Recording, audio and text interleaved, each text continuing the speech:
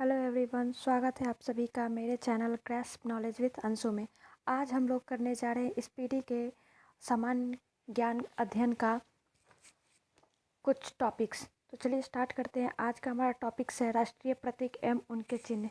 उसके साथ ही हम लोग बजट और वैट के बारे में पढ़ेंगे और हिंदी भाषा का ज्ञान भी पढ़ेंगे। तो चलिए स्टार्ट करते हैं।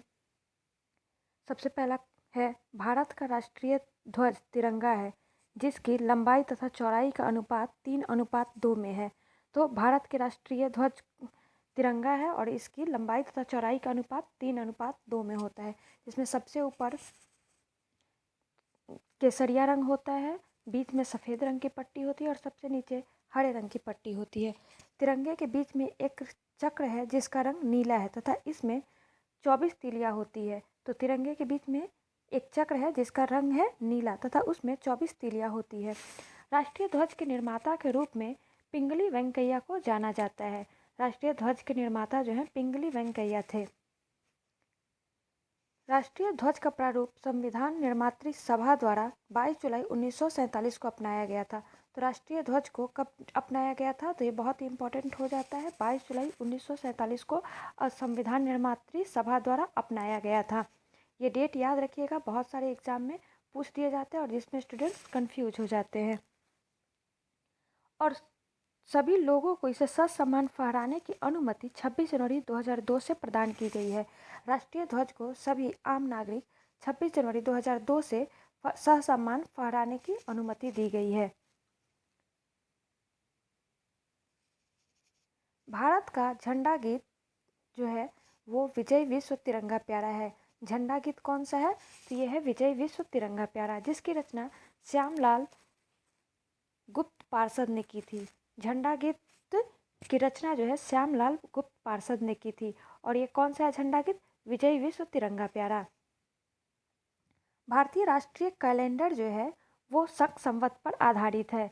शक संवत को भारतीय राष्ट्रीय कैलेंडर के रूप में अपनाया गया है, जो 22 मार्च 1957 को अपनाया गया था, जिसकी शुरुआत 78 ईस्वी में कनिष्क के द्वारा किया गया था। शक संवत की शुरुआत, और इसे हम भारतीय द्वारा 22 मार्च 1957 को अपना लिया गया था। तो ये भी बहुत ही इम्पॉर्टेंट है और ये बहुत सारे एग्जाम में पूछ लिया जाता है कि शक संवत की शुरुआत किसने की थी। तो एक कुषाण शासक कनिष्क ने की थी, जो कि 78 ईस्वी में हुआ था। राष्ट्रीय कैलेंडर का प्रथम माह चैत्र तथा अंतिम माह फाल्गुन होता है। राष्ट्रीय कैलेंडर का फर्स्ट जो माह होता है वो चैत्र से स्टार्ट होता है और अंतिम फाल्गुन तक चलता है। भारत का राष्ट्रीय चिन्ह जो है अशोक चक्र है। भारत का राष्ट्रीय चिन्ह अशोक चक्र है, जो सारनाथ स्थित सिंह स्तंभ में अंकित है। राष्ट्रीय चिन्ह जो है अशोक चक्र है और ये वाराणसी के पास सारनाथ में स्थित सिंह स्तंभ में अंकित है। भारत सरकार ने राष्ट्रीय चिन्ह को 26 जनवरी 1950 को अपनाया था। तो ये राष्ट्रीय चिन्ह जो सारनाथ स्थित लिया गया है, वहाँ से सारनाथ स्थित सिंह स्तंभ से इसे 26 जनवरी 1950 को अपनाया गया है। राष्ट्रीय चिन्ह सत्यमेव जयते, माफ़ कीजिएगा, ये राष्ट्रीय चिन्ह यहाँ नहीं होगा, ये राष्ट्रीय वाक्य है सत्यमेव जयते, जो मुंडको उपनिषद से लिया गया है। सत्यमेव जयते राष्ट्रीय वाक्य है जिसको मुंडको उपनिषद से लिया गया है। राष्ट्रीय चिन्ह के मूल स्तंभ में 4 सिंह है। राष्ट्रीय चिन्ह के मूल स्तंभ में 4 सिंह है। रविन्द्रनाथ टैगोर द्वारा रचित जन गण मन को संविधान सभा ने 24 जनवरी 1950 को भारत का राष्ट्रगान स्वीकार किया था। भारत का जो राष्ट्रगान है जन गण मन, उसे 24 जनवरी 1950 को अपनाया गया था। राष्ट्रगान को सर्वप्रथम 27 दिसंबर 1911 को कांग्रेस के कलकत्ता अधिवेशन में गाया गया था। राष्ट्रगान को सर्वप्रथम 27 दिसंबर 1911 को कांग्रेस के कलकत्ता अधिवेशन में गाया गया था, जिसकी अध्यक्षता पंडित विशन नारायण दत्त द्वारा की गई थी। कलकत्ता अधिवेशन 1911 को गाया गया था और इसकी अध्यक्षता पंडित विशन नारायण दत्त द्वारा किया गया था। राष्ट्रगान को रविन्द्रनाथ टैगोर ने सर्वप्रथम जनवरी 1912 में तत्वबोधिनी पत्रिका में भारत भाग्य विधाता से प्रकाशित किया था। सबसे पहले राष्ट्रगान को रविन्द्रनाथ टैगोर ने 1912 में तत्वबोधिनी पत्रिका में भारत भाग्य विधाता शीर्षक से प्रकाशित किया था। और इसी के साथ 1919 में इसे morning song of the India के नाम से भी अंग्रेजी में अनुवाद किया था। तो ये सबसे पहले कब किया गया था? 1912 में, जनवरी 1912 में इसका प्रकाशन भारत भाग्य विधाता शीर्षक से तत्वबोधिनी पत्रिका में प्रकाशित किया गया था। और उसके बाद इसको अंग्रेजी में अनुवाद 1919 में morning song of the India के नाम से किया गया था। और ये दोनों गुरुदेव जो कि रविन्द्रनाथ टैगोर को द्वारा किया गया था। राष्ट्रगान गाने में 52 सेकंड का समय लगता है। राष्ट्रगान को गाने में 52 सेकंड का समय लगता है। बांग्ला साहित्यकार बंकिम चंद्र चटर्जी द्वारा रचित वंदे मातरम को संविधान सभा ने 24 जनवरी 1950 को राष्ट्रगीत के रूप में स्वीकार किया था। तो वंदे मातरम जो है हमारा राष्ट्रगीत को भी 24 जनवरी 1950 को भी स्वीकार किया गया था। और इसके साहित्यकार जो थे बांग्ला साहित्यकार बंकिम चंद्र चटर्जी द्वारा लिखा गया था। बंकिम चंद्र चटर्जी ने हमारा राष्ट्रगीत लिखा है जो कि वंदे मातरम है, और इसे संविधान सभा ने 24 जनवरी 1950 को स्वीकार कर लिया था। राष्ट्रगीत का प्रथम प्रकाशन जो है 1882 में बंकिम चंद्र के चटर्जी के उपन्यास आनंद मठ में हुआ था। फर्स्ट जो राष्ट्रगीत है हमारा वंदे मातरम, इसका प्रकाशन 1882 में बंकिम चंद्र चटर्जी के उपन्यास आनंद मठ में हुआ था। राष्ट्रगीत को सर्वप्रथम 1896 ईस्वी में कांग्रेस के कोलकाता अधिवेशन में गाया गया था। पहली बार 1896 में राष्ट्रगीत को कोलकाता अधिवेशन में गाया गया था और इसकी अध्यक्षता रहमतुल्लाह सैनी द्वारा किया गया था।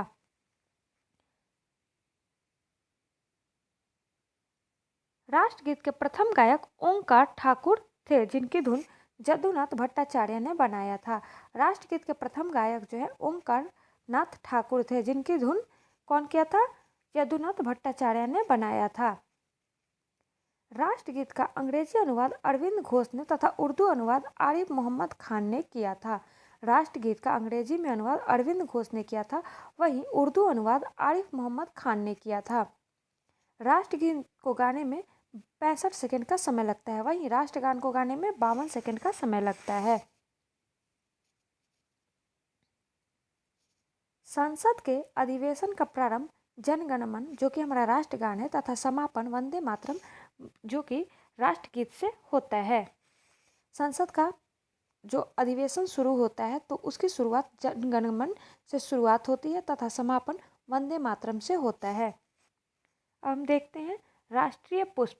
राष्ट्रीय पुष्प जो है हमारा कमल है जिसका वैज्ञानिक नाम नेलम्बो न्यूसीफेरा है। राष्ट्रीय पुष्प कमल जिसका वैज्ञानिक नाम नेलम्बो न्यूसीफेरा है। वहीं राष्ट्रीय पक्षी मोर है जो कि पावो क्रिस्टेटस है जिसका वैज्ञानिक नाम पावो क्रिस्टेटस है। राष्ट्रीय पशु बाघ है जिसका वैज्ञानिक नाम पैंथरा टाइग्रिस है। पैंथरा टाइग्रिस हमारा राष्ट्रीय पशु है। राष्ट्रीय फल आम है जिसको मैग्नीफेरा इंडिका है। राष्ट्रीय फल आम है और जिसका नाम वैज्ञानिक नाम है मैग्नीफेरा इंडिका है। राष्ट्रीय वृक्ष बरगद है जिसका नाम फाइकस बेंथालेसिस है। फाइकस बेंथालेसिस है। भारत का राष्ट्रीय जलीय जीव डॉल्फिन है। भारत का राष्ट्रीय जलीय जीव जो है डॉल्फिन है। अब हमारा अगला टॉपिक है बजट तथा वैट। बजट तथा वैट हमारा अगला टॉपिक है।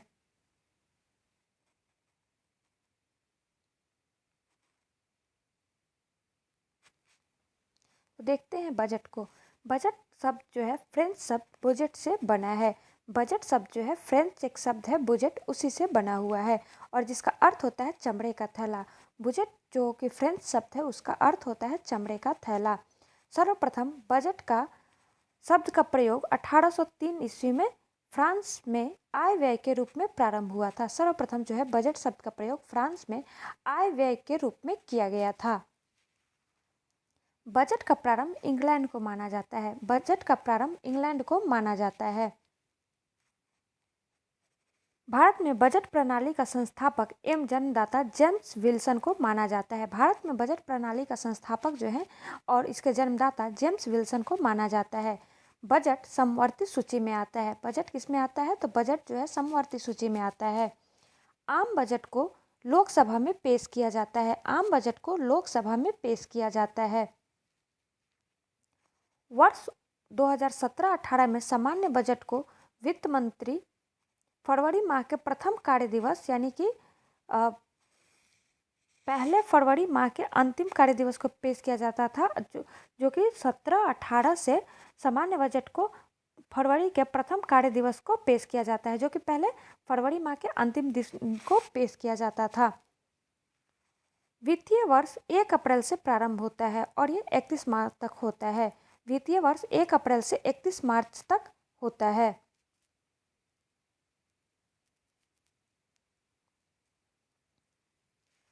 रेल बजट को सामान्य बजट से एक वर्ष समिति की संस्तुति पर 1924-25 में किया गया था। रेल बजट जो है उसको सामान्य बजट से अलग एक वर्ष समिति की संस्तुति पर 1924-25 में किया गया था, जिसे पुनः 2017 में भाजपा सरकार द्वारा पुनः केंद्रीय बजट में मिला दिया गया। पहले ये एक वर्ष समिति की संस्तुति पर 1924-25 में इसको सामान्य बजट से अलग कर दिया गया था रेल बजट को, जो कि पुनः 2017 में केंद्रीय बजट में मिला दिया गया। स्वतंत्र भारत का पहला बजट 26 नवंबर 1947 को आर.के. शनमुगम चेट्टी ने पेश किया था। स्वतंत्र भारत का पहला बजट 26 नवंबर 1947 को आर.के. शनमुगम चेट्टी ने पेश किया था। जॉन मथाई को वर्ष 1950 में गणतंत्र भारत का पहला बजट पेश करने का गौरव प्राप्त हुआ है। जॉन मथाई जो थे 1950 में गणतंत्र भारत के पहला बजट पेश किए थे। वहीं स्वतंत्र भारत का प्रथम जो बजट था वो आर.के. शनमुगम चेट्टी ने 26 नवंबर 1947 को पेश किया था। भारत में सबसे ज़्यादा बार बजट पेश करने वाले व्यक्ति मोरारजी देसाई हैं।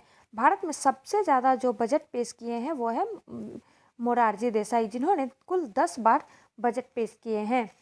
मोरारजी देसाई ने कुल 10 बार बजट पेश किए थे। भारत सरकार के बजट के आंकड़ों में कुल व्यय और कुल प्राप्तियों के बीच का अंतर बजटीय घाटा कहलाता है। कुल व्यय और कुल प्राप्तियों के बीच का जो अंतर होता है वही बजटीय घाटा होता है। आउटकम बजट पहली बार 25 अगस्त 2005 को पी चिदम्बरम ने प्रस्तुत किया था। आउटकम बजट पहली बार 25 अगस्त 2005 को पी चिदम्बरम ने प्रस्तुत किया था। शून्य आधारित बजट का अर्थ है हर बार बिल्कुल नए सिरे से बजट तैयार करना। शून्य आधारित बजट क्या होता है? तो हर बार बिल्कुल नए सिरे से बजट को तैयार करना शून्य बजट कहलाता है। भारत में शून्य आधारित बजट सर्वप्रथम राजीव गांधी ने 1987-88 में पेश किया था। सबसे पहले शून्य बजट किसने पेश किया था? तो 1987-88 में राजीव गांधी ने पेश किया था।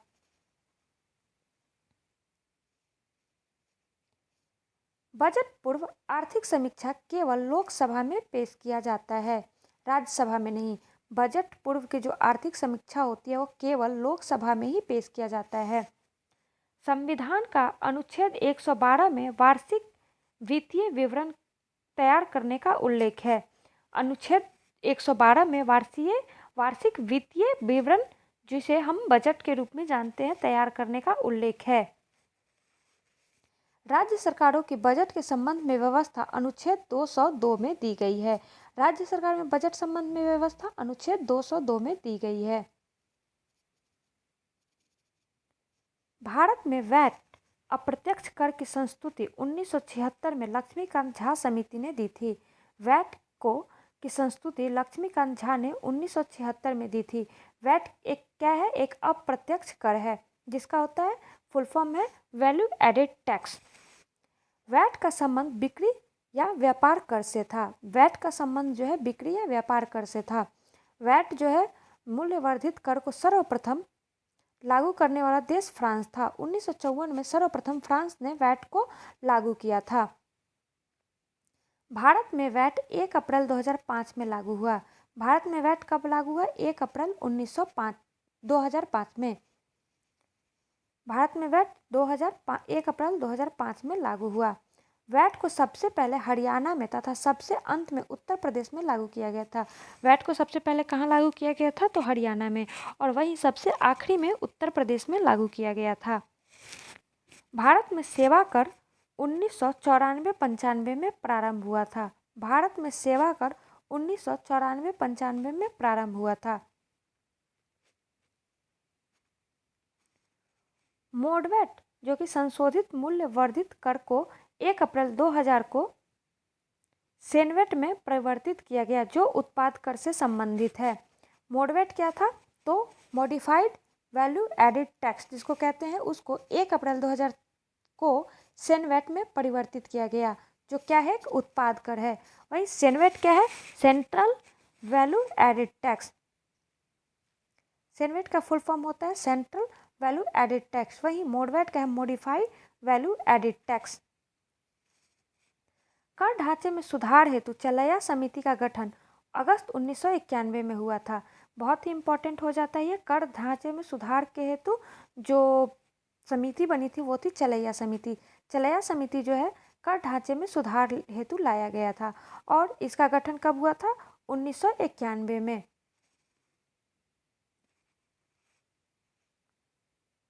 राजकोषीय नीति सरकार के प्राप्ति और व्यय से संबंधित है। राजकोषीय नीति क्या होती है? तो सरकार की प्राप्ति जो होती है राजस्व की और व्यय से संबंधित है।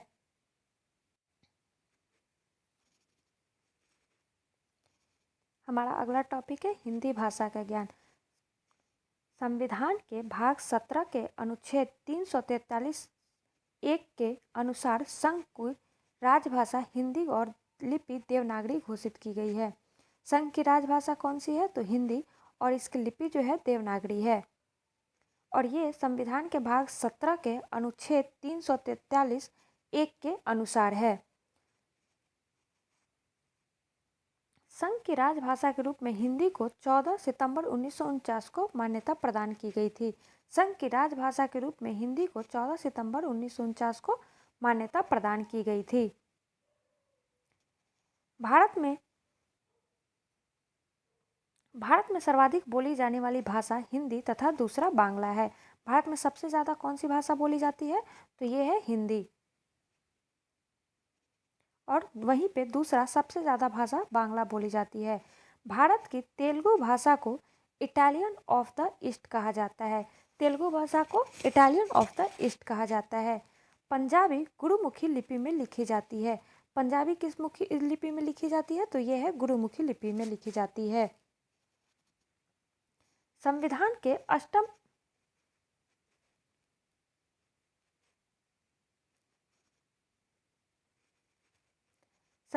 अष्टम अनुसूची में 22 भाषाओं को मान्यता प्राप्त है, जबकि मूल में 14 थी। संविधान की 8वीं अनुसूची में जो है 22 भाषाओं को मान्यता प्रदान की गई है, जबकि शुरुआत में ये केवल 14 ही थी। राजभाषा आयोग का गठन 1955 में किया गया था। राजभाषा आयोग का गठन 1955 में किया गया था, जिसके अध्यक्ष थे बीजे खेर। संविधान ने राजभाषा आयोग का गठन 1955 में किया गया था, और इसके अध्यक्ष थे बीजे खेर।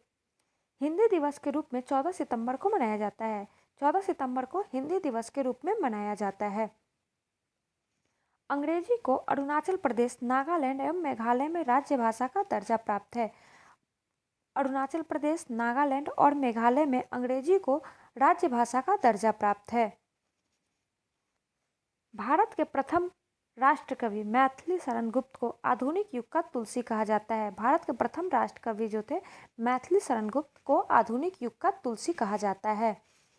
हिंदी विषय पर प्रथम पुरस्कार पाने वाले व्यक्ति सुमित्रा नंदन पंत थे। हिंदी विषय पर प्रथम पुरस्कार पाने वाले व्यक्ति कौन थे? सुमित्रा नंदन पंत थे।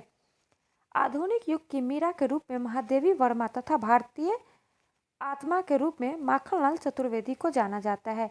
आधुनिक युग के मीरा के रूप में महादेवी वर्मा को जाना जाता है। वहीं भारतीय आत्मा के रूप में माखनलाल चतुर्वेदी को जाना जाता है। संस्कृत व्याकरण के जनक पाणिनि थे। संस्कृत व्याकरण के जनक कौन थे? तो पाणिनि थे। संसार का सबसे बड़ा महाकाव्य महाभारत है। संसार का सबसे बड़ा महाकाव्य जो है महाभारत है। महाभारत की रचना वेद व्यास ने की थी। महाभारत की रचना किसने की थी? तो वेद व्यास ने। वेद व्यास के द्वारा महाभारत की रचना की गई थी। विश्व का आदि महाकाव्य रामायण को एवं आदि कवि वाल्मीकि को माना जाता है।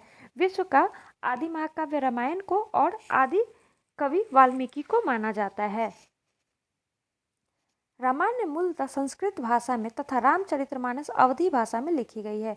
रामायण को मूलतः किस भाषा में लिखी गई है? तो संस्कृत भाषा में। वहीं रामचरितमानस अवधी भाषा में लिखी गई है।